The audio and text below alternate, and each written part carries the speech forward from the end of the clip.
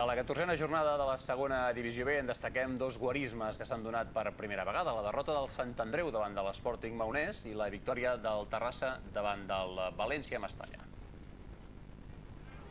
El Sant Andreu ha encaixat aquest migdia a Maó la primera derrota de la temporada. Els de Nacho González han tingut fases de domini i fins i tot Dani Martí ha estavellat una pilota al pal, però han acabat caient per culpa de dos gols en 5 minuts, el 60 i el 64, d'Antonio Trujillo. Els andreuencs continuen en zona de play-off, però ara són tercers.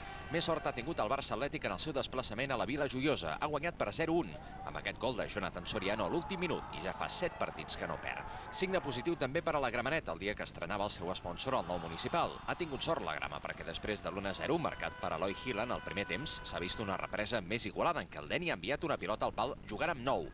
Però just després ha arribat el 2-0, obra de Carlitos, definint molt bé davant d'Ivan Vidal, i en el minut 88 el mateix Carlitos ha sentenciat amb el 3-0, que situa la Grama en la zona còmoda de la taula. El Badalona, mentrestant, ha obtingut un empat de mèrit, sense gols, a Ontinyent, i ha obert un marge de 5 punts amb la zona baixa. L'Espanyol B ha resolt in extremis el seu duel contra un Gavà que continua mostrant senyals de millora. Al final, però, els locals han guanyat amb aquest gol d'Enric Gallego.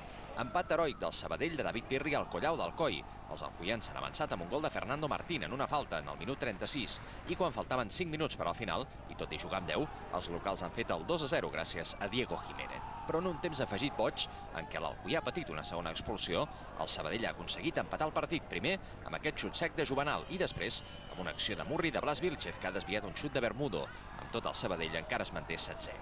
En part gràcies a la derrota del Lleida, que no podrà sortir de la zona de descens després de caure a casa contra l'Oriola per 0-1 per culpa d'aquest gol de Rubén Rayos.